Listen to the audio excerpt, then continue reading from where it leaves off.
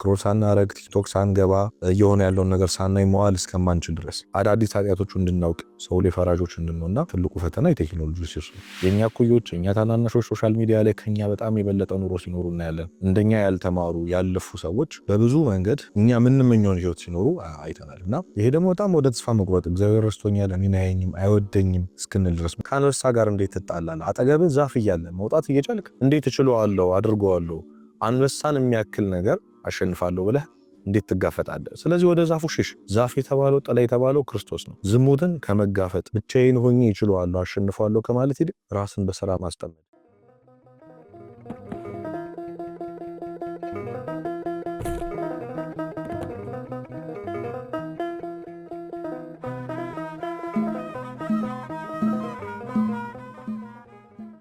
ኦርቶዶክሳዊት ቤተክርስቲያን ፈተና ዝም ብሎ መከራ ወይም ችግር አይደለም፣ መንፈሳዊ ተጋድሎ ስፒሪቹዋል ዋርፌር ነው። ቅዱስ ያዕቆብ በመልእክቱ በፈተና የሚጸና የተባረከ ነው የድል አክሊልን ይቀዳጃልና እንዳለ የጽድቅ መለኪያ ወደ እግዚአብሔር የመቅረቢያ ማሳያ ነው ፈተና።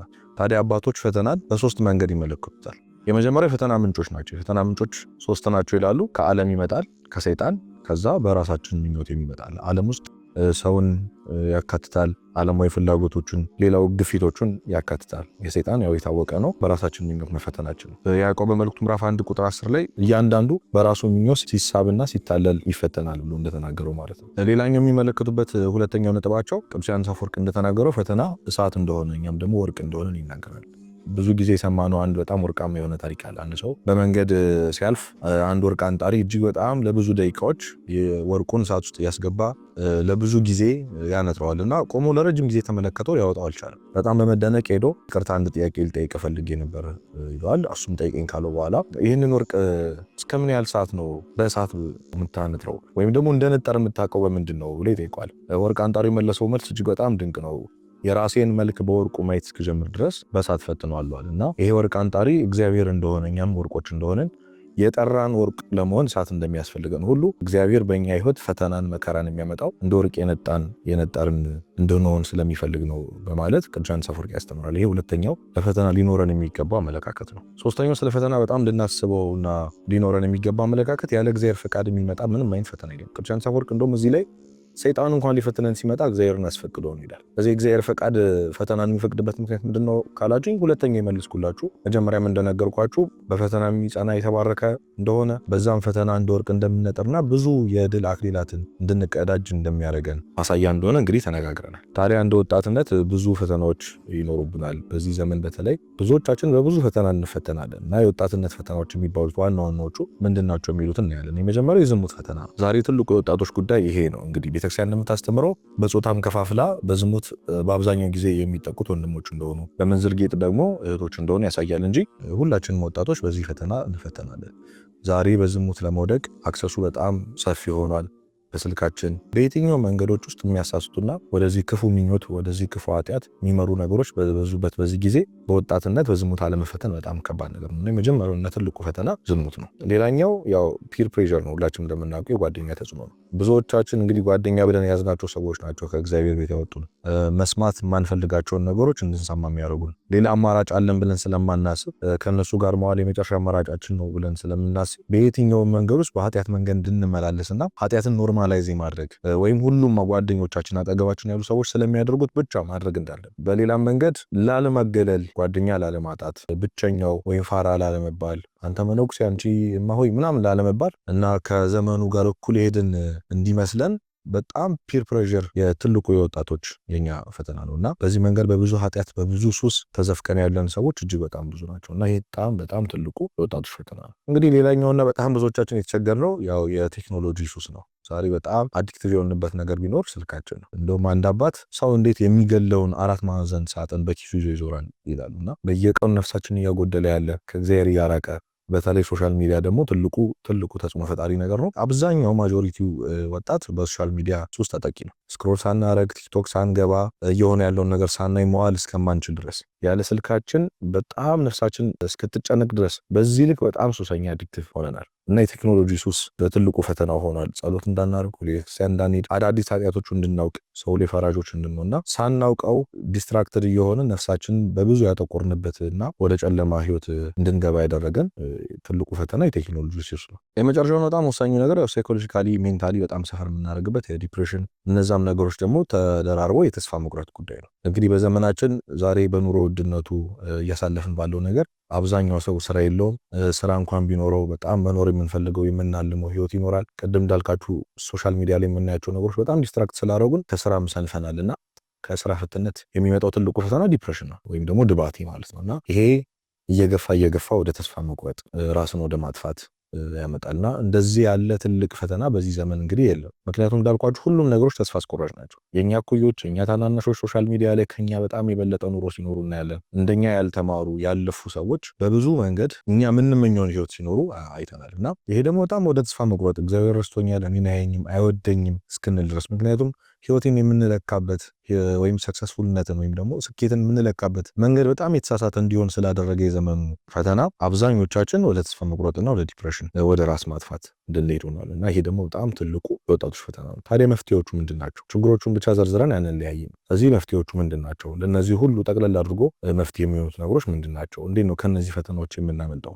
በፈተናው ጸንተን የተባረክን የምንሆነው ከራሳችን የሚኞት ፈተና የምንላቀቀው እንዴት ነው የሚለውን እናያለን። የመጀመሪያው በጣም ወሳኙ ነገር የሰው ዓለሙ አይምሮ ነው። ይህንን በጣም ማወቅ ያስፈልጋል። ስለዚህ ሰው ኦርቶዶክሳዊ ማይንድ ሴት ሊኖረው ያስፈልጋል። የቤተክርስቲያን ማይንድ ሴት፣ ኦርቶዶክሳዊ የሆነ አስተሳሰብ፣ ክርስቲያናዊ የሆነ አስተሳሰብ። ስለዚህ ሁሉም ነገር ጭንቅላት ውስጥ እንዳለ እዚህ ውስጥ ያለውን ነገር ከቀየር ነው ነገሮችን የምንመለከትበት መንገድ፣ የምናይበት መንገድ፣ ነገሮችን ቫልዩ የምናደርግበት መንገድ እየተቀየረ ይመጣል። ይሄ በጣም ወሳኝ ነጥብ ነው። ታዲያ ኦርቶዶክሳዊ አስተሳሰብ እንዲኖረን ለህይወት ያለን አመለካከት እንደወጣት እንዲቀየር ምንድነው ማድረግ ያለብን? የመጀመሪያው ነገር ሞትን ማሰብ ነው። ሞት በጣም ብዙ ነገር ይቀየራል። ምክንያቱም አሁን እያሰብን አሁን እየተመላለስንበት ያለው ነገር ሁሉ ነገ እንደምንሞት ብናስብ ከንቱ እንደሆነ ይገባናል። አያድግብንና በአጭር ጊዜ ውስጥ ሊገል የሚችል በሽታ ቢይዘን እና ሐኪሙ በዚህ ያህል ጊዜ ትሞታለህ በ3 ቀን ውስጥ ወይ በ6 ወር ምናምን ቢለን የመጀመሪያው ተግባራችን ምንድነው የሚሆነው? ከሞት በኋላ ያለውን ህይወት አስበን አብዛኞቻችን ንስሐ መግባትና ስጋው ደግሞ መቀበል ነው። ታዲያ አሁን ይህንን ያደረግን ያልሆነው ለምንድን ነው?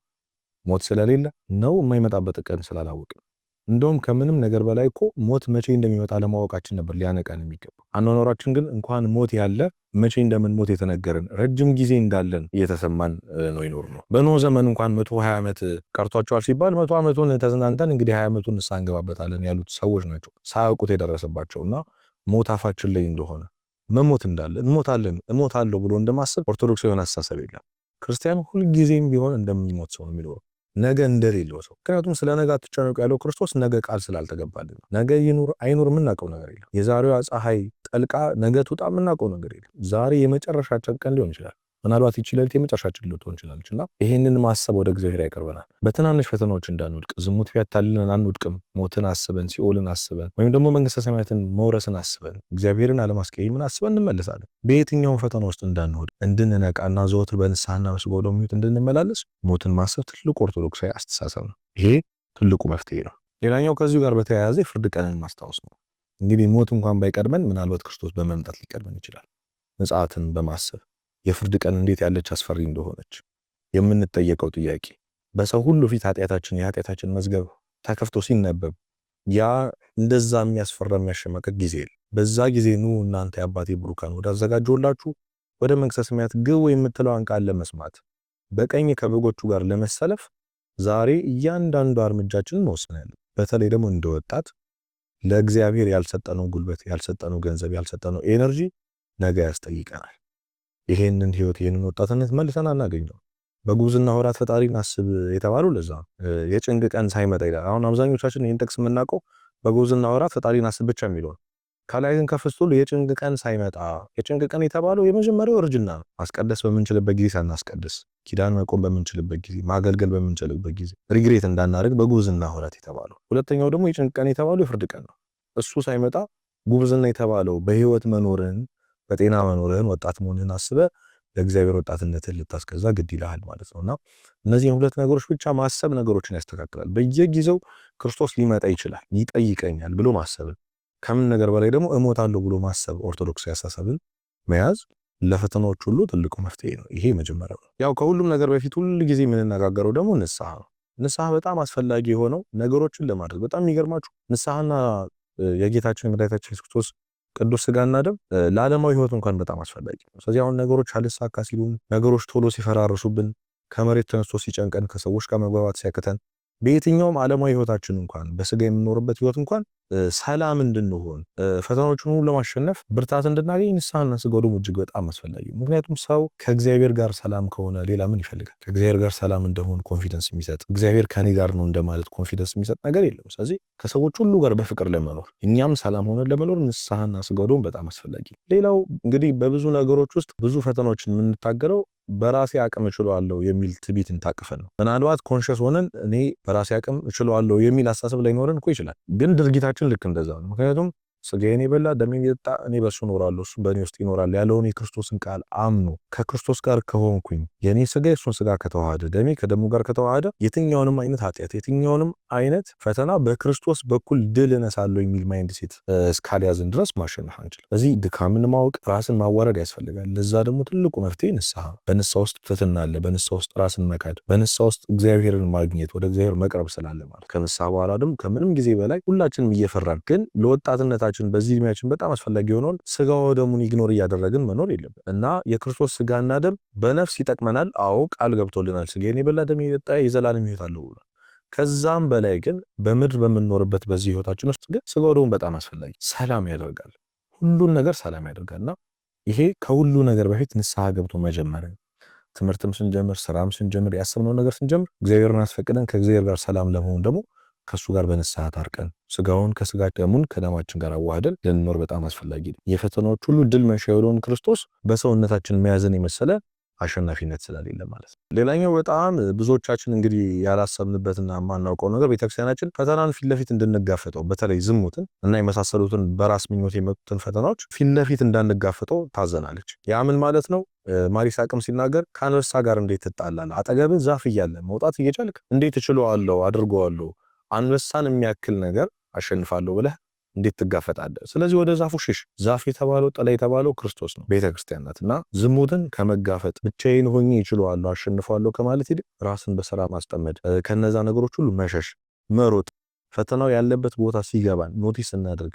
ወጥመዱ ሲገባን አይ ጸሎት አድርጌ አይ ችዬ አሸንፋለሁ ከማለት ይልቅ ወደ እግዚአብሔር ወደ ጸሎት መሮጥ በጣም አስፈላጊ ነው፣ በተለይ ወደ ቤተክርስቲያን። ከምንም ነገር በላይ ደግሞ ከቤተክርስቲያን አገልጋዮች ጋር መዋል ስናደርግ ብቻችን አለመሆን፣ በየትኛውም አጋጣሚ ከምናከብራቸውና ከምንወዳቸው ሰዎች ጋር መዋል። ምክንያቱም እግዚአብሔር አለ እንላለን እንጂ አለ ብለን በትክክል እንደማናምን ማሳየው ኃጢአት መስራታቸው። ኃጢአትን የምንሰራው ከሰው ተደብቀን እግዚአብሔር ያየናል አንል። ሰው እንዳለ ከልባችን ሙሉ ሰውነታችን ያምናል። እግዚአብሔር እንዳለ እያየኝ እንደሆነ ከልቡ የሚያምን ሰው ግን እንዴት ኃጢአትን በእግዚአብሔር ፊት ይሰራል? ልክ እንደ ዮሴፍ ወጣቱ ዮሴፍ በእግዚአብሔር ፊት እንደዚህ አይነትን ኃጢአት እንዴት እሰራለሁ በማለት ልብሱን ጥሎላት ሸሸ እንደተባለው ልናጣው የምንችለው ያሳስበኛል ብለን የምናስበው ነገር ሁሉ ትተን መሸሽ አለብን። ምናልባት ገንዘብ ሊሆን ይችላል፣ ስልካችን ሊሆን ይችላል፣ በሕይወታችን በጣም አስፈላጊ የምንለው ስራ ሊሆን ይችላል። ከእግዚአብሔር የሚያደርግ ከሆነ ግን እግዚአብሔርን የሚያህል ነገር ማጣት ወርዝ የሚያደርግ ነገር ስላልሆነ ሁሉን ነገር ትቶ መሸሽ ከፈተናው መሮጥን ማምለጥን በጣም ወሳኙ ዘዴና ከፈተና ማምለጫ መንገዱ የመጨረሻውና እኔ በጣም በግል ህይወቴ እንኳን በጣም ኤክስፒሪየንስ ያደረኩት ነገር ቢኖር መንፈሳዊ መጽሐፍትን ማንበብ፣ ቅዱሳት መጽሐፍትን ማንበብ። መጽሐፍ ቅዱስን እንደማንበብ በተለይ በዚህ ዘመን ብዙ የመጽሐፍት እንደው ሀብታም ከሆነ ትውልድ ይሄ ትውልድ በጣም ሀብታም፣ ብዙ ደራሲዎች ብዙ መምህራን ያሉበት ኦንላይን ማግኘት የምንችልበት በሄድንበት ሁሉ ማንበብ መግዛት የምንችልበት ጊዜ ላይ ደርሰናል። ያ በጣም ወሳኝ ነገር ነውና እንደ ማንበብ ማይንድ ሴትን የሚያስተካክል እንደ ማኑዋል አድርጋችሁ አስቡት። አሁን ያለውን ፈተና አሁን ያለውን ውጣ ውረድ እንዲህ አድርገህ ለፈው የመጀመሪያው ስቴፕ ሁለተኛው ስቴፕ ብላችሁ አስቡት።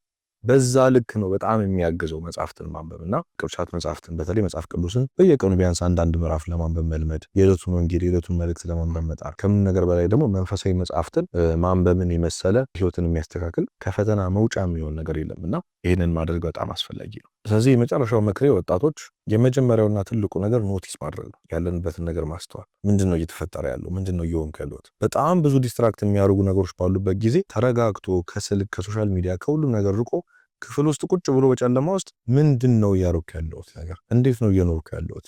ልኖር የሚገባኝ እንደዚህ ነው የሚሉትን ጥያቄ ዘወትር ማሰብ በጣም አስፈላጊ ነው። ምክንያቱም ሰይጣን አንድ ጊዜ ብቻችንን ቁጭ ብለን ካሰብን እውነትን ወደ መረዳት እንዳንቀርብ ምን ያህል እንደሚፈልግ የምናውቀው ያሉት ዲስትራክሽኖች ናቸው። በትምህርት ቢዚ ያደረገናል፣ በስራ ቢዚ ያደረገናል። ከሱ ማረፍን ስንል ስልካችን አለ፣ ማህበራዊ ጉዳዮች አሉ። በጣም ብዙ ነገሮችን በማብዛት ወደ ራሳችን እንዳንመለስ ያደረገናልና ቆም ብሎ ማሰብን፣ ሞትን ማሰብ፣ የፍርድ ቀንን ማሰብ ከምንም ነገር በላይ ያልተጠቀምነውና ለእግዚአብሔር ያልሰጠነውን ይህንን የጉብዝና ወራትን እግዚአብሔር እንደሚጠይቀን በማሰብ ወደ እግዚአብሔር ለመቅረብ መጣር አለብን። ከነዚህ ሁሉ ፈተናዎች እግዚአብሔር ይጠብቀን። ፈተናውን ደግሞ እሳት አድርጎልን ለመንጠር እግዚአብሔር ይርዳን። ስብሐት ለእግዚአብሔር።